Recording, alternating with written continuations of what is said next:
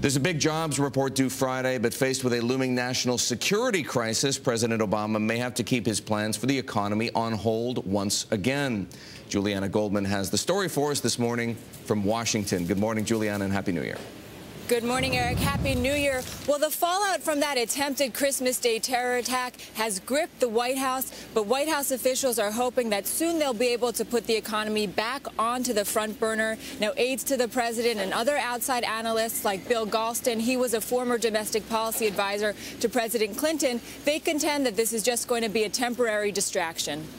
If the next 2 or 3 weeks are entirely dominated by security concerns, that would be a political setback, I believe. I don't think that's likely to occur. Now, just even looking at the calendar right now, the White House isn't going to be able to avoid talking about economic issues. We have the jobs report, as you mentioned, this week. We have next week the White House plans to release a report on the stimulus plan. But they had been hoping to make sort of a hard pivot to really start focusing on the economy once the new year began. That's now going to have to wait until the end of this month, early next month, when the president delivers his State of the Union address, when he presents his next budget.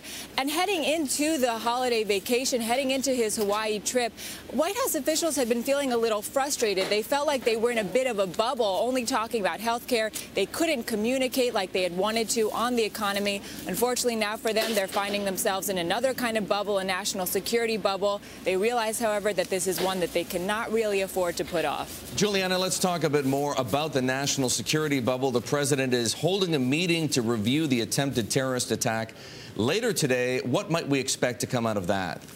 Well, he's meeting with the alphabet soup of agencies that are reviewing the national security issues: CIA, FBI, State Department, NSC's National Security Council. We expect to hear from the president at 4 p.m. later today, and he's going to announce a series of changes to the terror watch list, outline his initial findings, his ongoing findings from this ongoing review, and talk about other ways that the U.S. can work to thwart other terrorist attempts.